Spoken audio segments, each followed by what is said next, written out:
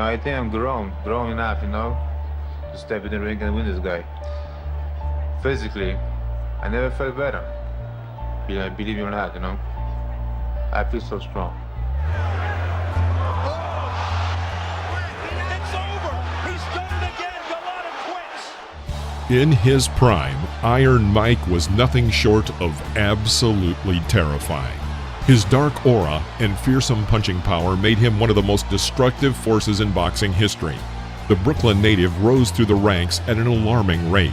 He eliminated every opponent in his path, en route to becoming the youngest heavyweight world champion of all time at just 21 years of age.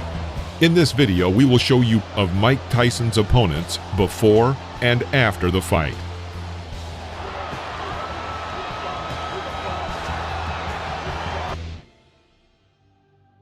I found on fighting him back, using my experience, my bread and butter punch, which is the left hook, and keep him at bay.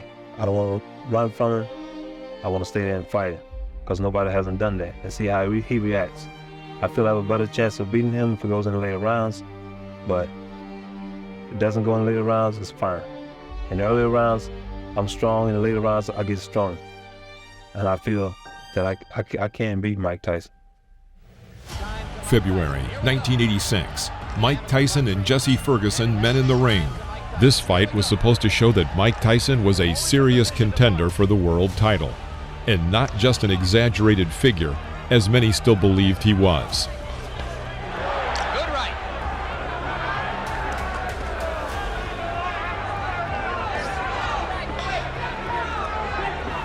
Tyson presses Ferguson to the ropes, where he carries out his signature combination of a right hook to the body and right uppercut to the head. Jesse falls to the canvas. Put him down. I think that uppercut broke Ferguson's nose, Jim. He is in desperate trouble. He will not last much longer.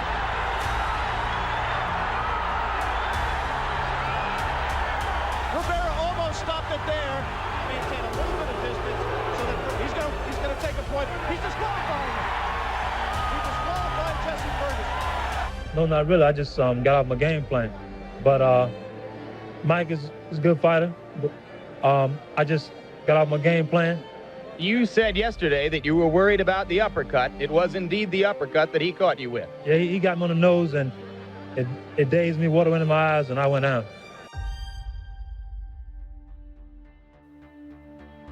Actually, you hear all trainers and other fighters, they'll say, don't fight in another guy's game when I plan to get right in his game with him. This guy's vulnerable, makes lots of mistakes, and I'm ready for the guy, and I've also examined the things Mr. Tyson does, his flaws, and I know what I'm gonna do for him when he makes those mistakes. We haven't seen Mike Tyson hurt in a fight yet. Can you hurt Mike Tyson? Is there a way? Is there anything that you and your people feel he's susceptible to?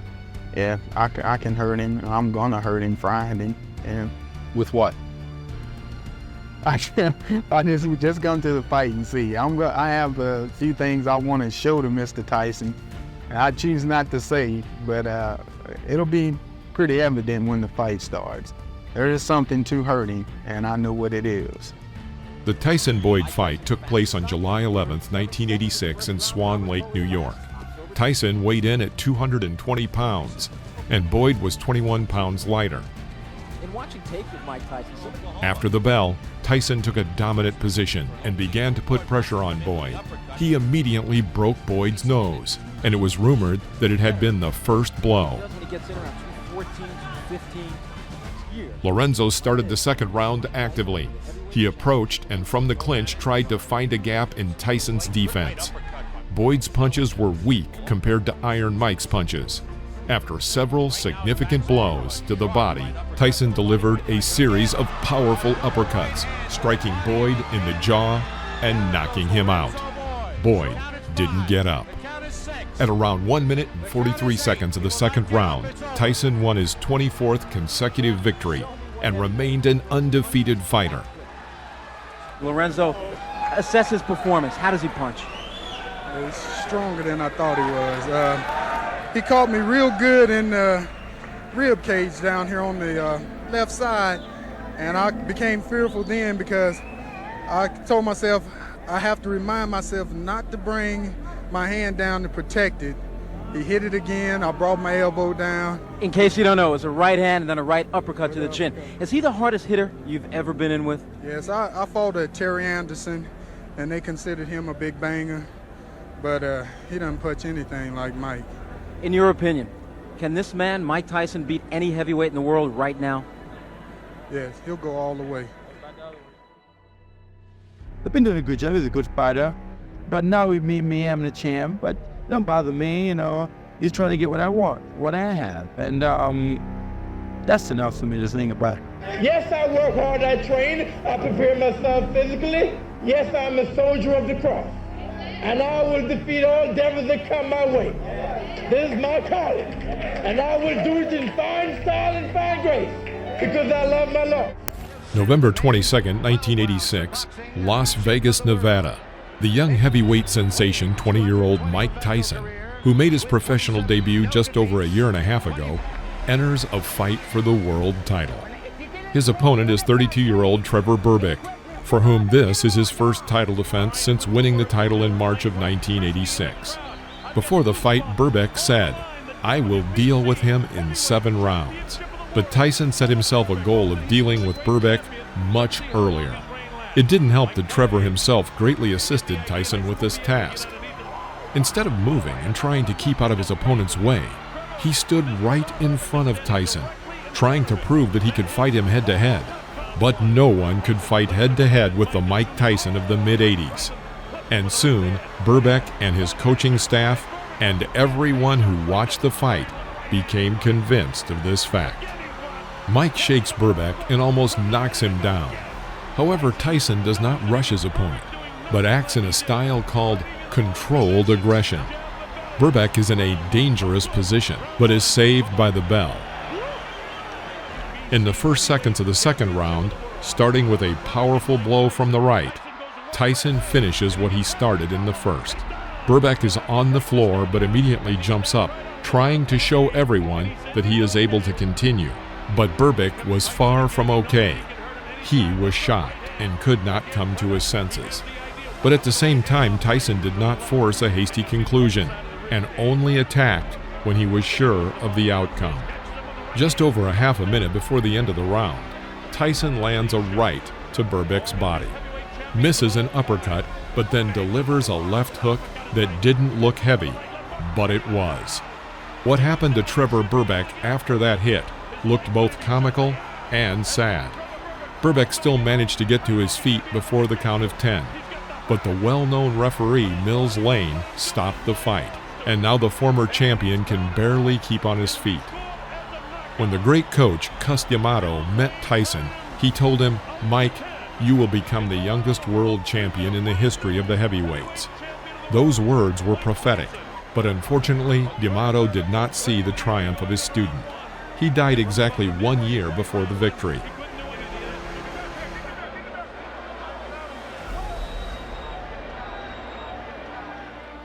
Did you feel that if you could show him you could take his best shot, that you would then be able to dominate him? I would think that's probably what the game that I thought I could do, you know? But was he a better puncher than you anticipated? Yeah, he trained pretty hard, because I felt it. It wasn't a one-shot knockout thing, but it was hard enough, and I said, well, I shake it for the second round. Yeah. And I said, I shake it over the second round. I said, he's going to come again, and I can kill his power. But apparently, I got caught like Angela said. Was he faster than you expected?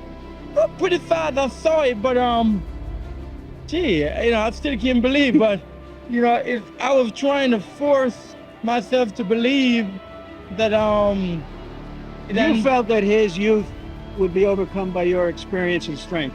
Yeah, I felt that I was strong, pretty strong, and that was the mistake I think I made. Is that the hardest punches you've ever experienced? It's a funny kind of punch because they come at different angles. You never saw them? I'm not quite sure if I saw the one that hit me down there. You know, like I say, you make me punch it very hard. I thought the first round I overcome it, and I made a mistake to go by the same thing again. I guess I got caught. And I want to perform because the last fight the Tyson and Bone Crusher fought was a waltz, and I don't plan to do the waltz. I think that Tyson's so used to going in and racking guys on the chin and knocking them cold or walking away. I think Smith just proves the point that, you know, the kid is not invincible. He's just too young to understand. I think I forgot about more than he probably knows or will probably learn in anything. So he's got to go to school yet. And he haven't faced an opponent like me. He haven't faced the caliber of a fighter like me. He haven't faced a real champion. And I'm a champion. Mike Tyson versus Pinklin Thomas. The battle took place on May 31st, 1987. At this point, Mike was the owner of the WBA and WBC belts. Thomas approached this match with a good track record of a series of 3 victories in a row, and was considered a serious test for the 20-year-old Tyson. And at the beginning of the match, it seemed so. Thomas managed to cope with the pressure of Iron Mike for 5 rounds. However, in the 6th 3-minute period, Tyson carried out a series of powerful uppercuts and hooks from both hands, some of which landed right on his opponent's jaw. Thomas stumbled, and then after another left hook, crumpled him to the canvas. He did not have time to get up before the end of the count, and the referee stopped the match.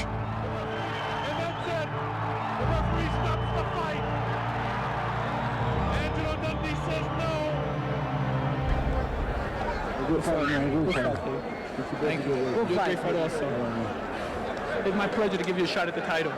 You deserve it. Answer this question. I believe that what I've been through, and as good as I am, I know that I know how good I am. And for me to have been criticized and the whole shot, I mean, you know, I owe it to myself to go out there and beat Michael Tyson like I am his dad. He's made for Ty's son. I owe it to myself to go out there and beat this fella and be called the new undisputed heavyweight champion of the world. Mike Tyson versus Tyrell Biggs. Therefore, I expect a good, clean bout. Do you have any questions? Touch gloves, go back to your corner. Good luck. Because again, the hand speed of Mike Tyson is very good. But whatever he does, The fight lasted until the 7th round. At the very beginning, Tyrell immediately enters the clinch. Tyson strikes from the left. He hits with a forearm and knocks out Biggs' mouthpiece. Another lingering clinch, and Mike Tyson throws a hard, short left strike to Tyrell's temple.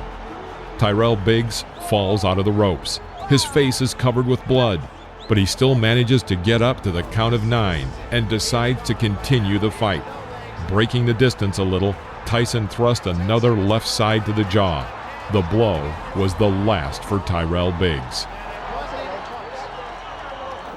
What broke him down? Was it just constantly the body punches? When I was hitting him with body punches, I heard him, actually he was crying in there, making woman gestures like, I can't find it, but I knew that he was breaking down soon. You're saying that Biggs was crying when you hit him? Yes. When did that happen? And perhaps the 4th round on. So that you knew you had him by that time? Absolutely, but I knew he was tough in there taking those punches.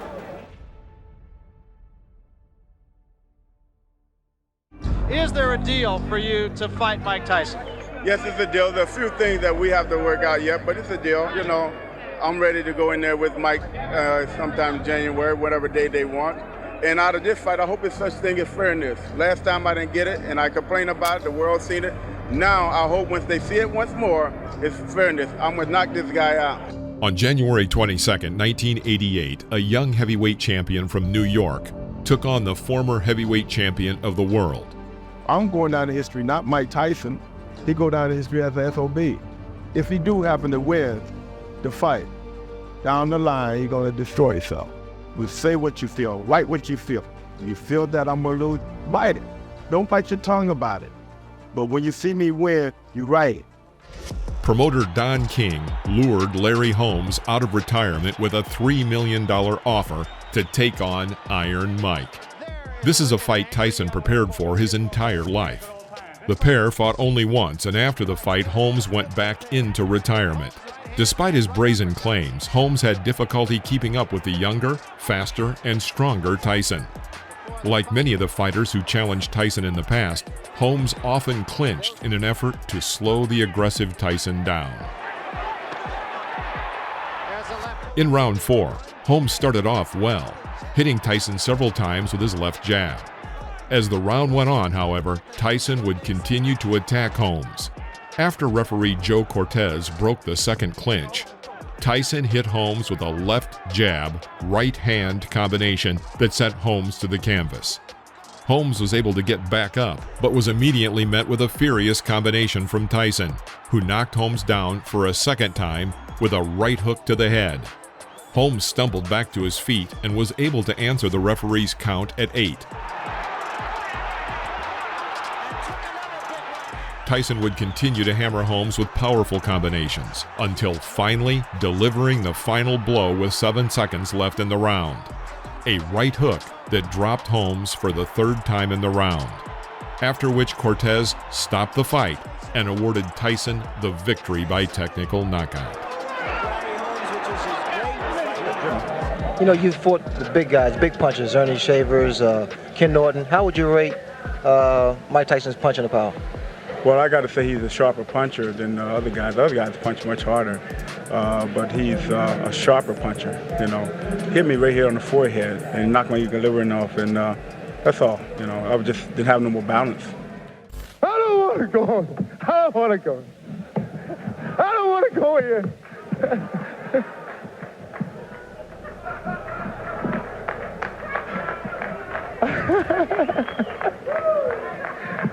I know y'all thought I was cracking up, man.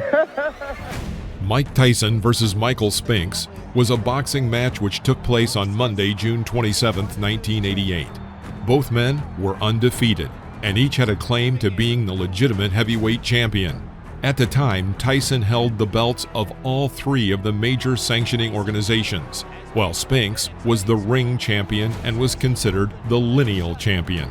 Tyson won the fight, knocking out Spinks in 91 seconds. And he's down again and in serious trouble. A right hand right on the chin. You know, but he punches pretty good. He hit me in a spot in the top of my head, which I think anybody would get lightheaded or fall back if they got hit in a spot that I did. I could see myself knocking out Mike Tyson, spectacularly knocking him out. I refuse to be beaten. I refuse to be hurt. I'm making my stand. There's no way he's going to beat me. No way. No way. No way. Explosive, you know? Very, very explosive. Don't blink. Don't blink. I'd like to thank all the British people for coming along, and I promise you I will not let you down. I come in with the belt and I'm leaving with my belt. Thank you very much, and God bless you all. I'm in great shape, I'm fit, ferocious as ever, and I look forward to a good fight and being victorious and champion of the world. I'm just here to work. I'm ready to get it on. I'm going to rock him to sleep. I hope Don King's got room in his lap. It's interesting that Mr. Bruno's talking very brave and courageous, but we'll see. MGM Grand, Las Vegas, February 25th, 1989. This was the date and place of one of boxing's most anticipated fights of all time, Mike Tyson against Frank Bruno. This would be Tyson's first fight after firing longtime trainer Kevin Rooney. Tyson was coming off a first-round knockout over the previously undefeated Michael Spinks, which not only gave Tyson the lineal heavyweight title, but laid to rest any doubt over who was the rightful heavyweight champion. The fight got off to a fast start, with the 2 men exchanging punches in the middle of the ring as soon as the round started. And this is Frank Bruno. Bruno has come to try and mix it up. He's hanging on to the head of Tyson. Tyson not effects clear, but he was caught by a shot by Frank Bruno. Tyson trying to fight back. At the end of round 2, Tyson hit Bruno with a right hand that sent Bruno into the ropes. Sensing a knockout, Tyson would continue to hammer Bruno, but Bruno was able to hold on and survive the round. And the bell ends round number 2. Bruno attempted anything to make a better fight of this than most people thought possible. He's lost every round. Tyson dominated the fight into round 5. With a minute left in the round, he would continuously attack Bruno with powerful combinations. Gives him room to come off the ropes. Scores with the uppercut. Lands a big right hand. Bruno's in big trouble now. He's ready to go. He hits him with a right hand. On as best he can. He's still in big trouble. The uppercut catches him. The right hand catches him. The fight would finally end with less than 10 seconds to go in the round. But before Bruno could go down, referee Steele stepped in and stopped the fight, awarding Tyson the victory by technical knockout. All right, Frank, you're one of the few people now who've had the experience of being in here with Mike Tyson. What is it like? It's a very, very good experience. He's a good fighter. But as I said, he's just a human being like everybody else. But you didn't have the kryptonite tonight. No, not tonight. But you did hit him with an awfully good punch in the first round, a left hook. Did you feel him crumble a little? Yeah, I felt him crumble very well. But was he too clever to be able to get more punches in at him? He's a very good fighter. As I said, you couldn't take nothing away from Mike Tyson. And I thought I had the power to beat him tonight, but unfortunately I didn't win. Did you fight the best possible fight you could fight? Because it seemed you were more aggressive than we anticipated you being. Not really. I should have fought a bit more constructive a fight, but I can't really take nothing away from Mike Tyson. He's a good fighter. The only thing I really see is me beating Mike Tyson. It's just like a dream just keeps on coming. Just like climbing a mountain, you gotta work you up to the top. And when you reach there, you're on top of the mountain. I'm thinking Mike Tyson is the mountain. I have to climb all over it, mentally and physically, to fight this little guy. And here I am getting ready, and all of a sudden he gets caught. You know, I'm just about a week before I'm ready to leave for Atlantic City. Do the last 2 weeks of my training. I'm prepared, the technique and everything I want to do. And all of a sudden, it's changed. I mean, this is what I've dreamt about, being in a major fight where the opponent is just as good. And you just have to have that little edge. Tyson's next fight in his comeback period was against Alex Stewart, a promising fighter with every one of his 26 pro wins by knockouts. Although the fight was initially scheduled for September 22nd, Tyson suffered an injury while training from his sparring partner Greg Page. The cut required 48 stitches, causing the fight to be rescheduled for December 8th. As soon as the fight began, Tyson went on the attack and threw Stewart 2 punches, the second of which knocked Stewart to the canvas less than 10 seconds after the start of the fight. Stewart was able to get up before the count of 5 and continue, but was met with many powerful punches from Tyson. A good right hand that hurt Stewart again, but Stewart is still upright. At 1 minute 5 seconds of the round, Stewart was again knocked down by Tyson's right hand. This time, he got up just before the count of 8, and referee Frank Cappuccino allowed Stewart to continue. The 3 knockdown rule was in effect, leading Tyson to continue his furious attack on Stewart, trying to get a third knockdown that would give him an automatic victory. At 2 minutes 27 seconds of the round, Tyson threw Stewart a short blow with the left hand and knocked Stewart down for the 3rd time, ending the fight and giving Tyson the TKO win. Well, Stewart said that Tyson was a mountain he had to climb. He just got knocked off that mountain. You describe what happened. Just get caught early, that's all. What is it like in there with this Tyson who seems very quick and even skillful in the bombs he's throwing? Just I didn't get off, that's all. Just didn't get off, that's all. Irish Hurricane Peter McNeely. I'm Hurricane Peter McNeely from Medfield, Mass. On Saturday night, watch me kick Tyson's ass. But if you haven't made your pay-per-view arrangements yet, make them soon, because remember what happens when I wrap you in my cocoon. I'm just happy to be here. Everybody's made their statements. Mr. McNeely had a cute statement. I'm just ready to fight. Thank you, everyone, for your support. The fear and menace Mike Tyson carried about him in his prime has never been better exemplified than in the first 10 seconds of his comeback fight against Peter McNeely on August 19, 1995. McNeely started the fight by aggressively attacking Tyson as soon as the opening bell rang.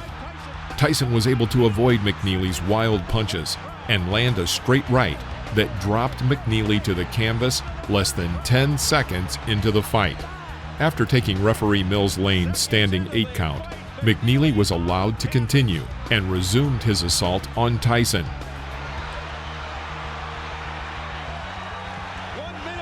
The two men exchanged punches in the corner as the first minute of the round passed. Less than 20 seconds later, Tyson landed a right uppercut that again sent McNeely down. With McNeely clearly hurt from the exchange, his manager Vinny Vecchione entered the ring to prevent McNeely from taking any more damage, causing Lane to end the fight and award Tyson the victory by disqualification. This happened so quickly. Can you really gauge what kind of a test this was, or was it over so quick that you can't tell? As you know, as soon as the bell rang, he just came at me, and I didn't have too much time to anticipate anything, so I just went with instinct and just started throwing punches. I was basically planning on countering him, just making the missing punch. He was very awkward. He kept his head down, so it was very difficult to hit him. He whispered into your ear extensively. He talked to you for about 45 seconds. What was it that he said to you? It was more gibberish, and I didn't hear much, but he's a good person. I was definitely ready to continue. As you saw, I was right up from both, what was it, 2 knockdowns? Correct. Well, I was up after both knockdowns, not a dent in the fender. He's quick, and he's a snappy puncher. But I got hit harder by my sparring partner, Gary Lane. You want to ask me about my... What did you say to Tyson? You had some words with him afterward? I told him he was a champ, and I respected him, and when I was growing up, he was one of my heroes. Y'all guys know what I do. Y'all know what I do. I put people in body bags when I'm right. So we know what's going to happen. And to all the people who want to make deals with Mike, I would suggest that you just hold on, to the deal, because you might lose a lot of money. So just hold on a little bit longer. And I know you guys don't think you're going to be. I know you don't think that. Regardless of my layoff, I know no one believes that. I've been in training a long time, and I've been waiting for this opportunity all my life. And I know some of you probably don't know me, but then the ones of you that does know that I come to fight. My man, beef, and we heard this 15 years. I've been doing this. We've been hearing this from different guys. We'll see. On January 16, 1999, Tyson would face former IBF heavyweight champion Francois Botha. Despite his long layoff, Tyson was correct about his chances of collecting a victory over Botha by way of knockout. Everything Mike does. There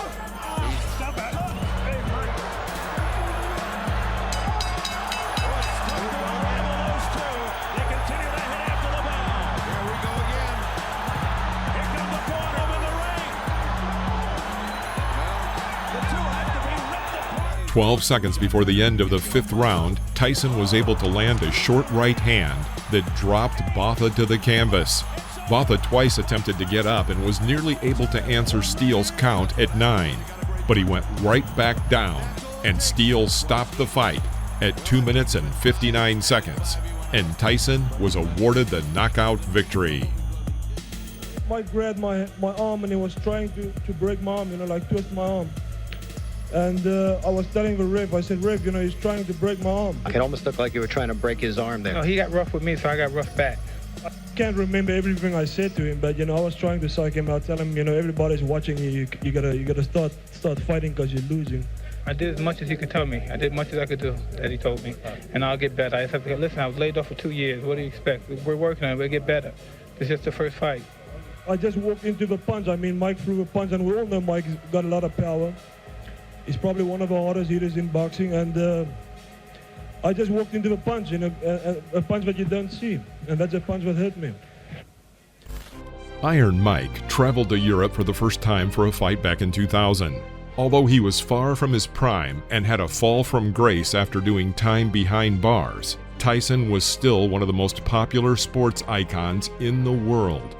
For 2 weeks, the English capital stood still every time they caught a glimpse of him.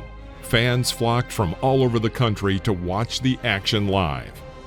Mike Tyson took on British champion Julius Francis at the MEN Arena in Manchester on January 29, 2000. Mike Tyson is human, the same like all of us. He bleeds, he feels pain. the same like everybody, 2 arms, 2 legs. And I'm not just a puff of smoke that go away with, you know what I'm saying, like Scott Smith. You know, I've been in there with the young, talented fighters of this country and beaten them. It's the same, it's like with anything, if you believe that you can do it, you're gonna do it. Mike Tyson's gonna get beat, simple as that.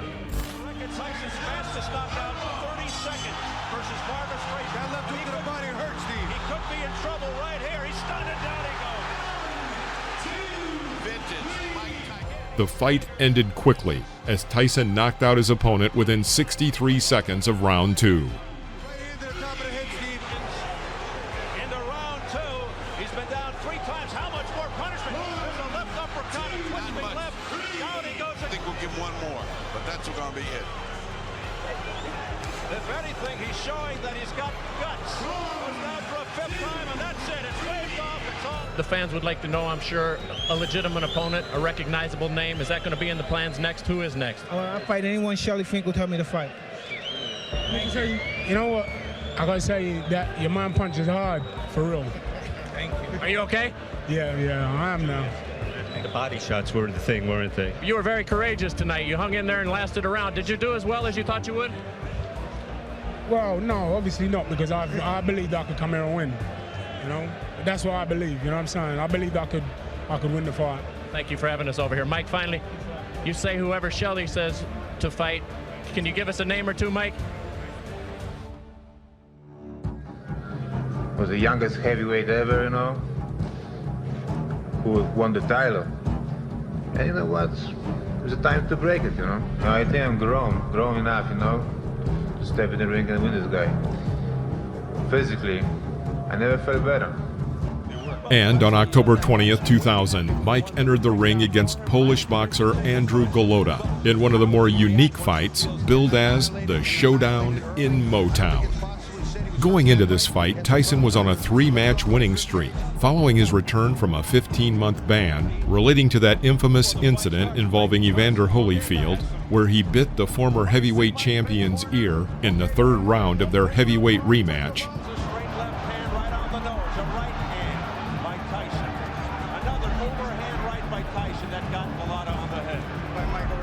At the Palace Arena in Michigan, however, Tyson was once again at his explosive best, having knocked down Golota with a powerful right hand at the end of the opening round.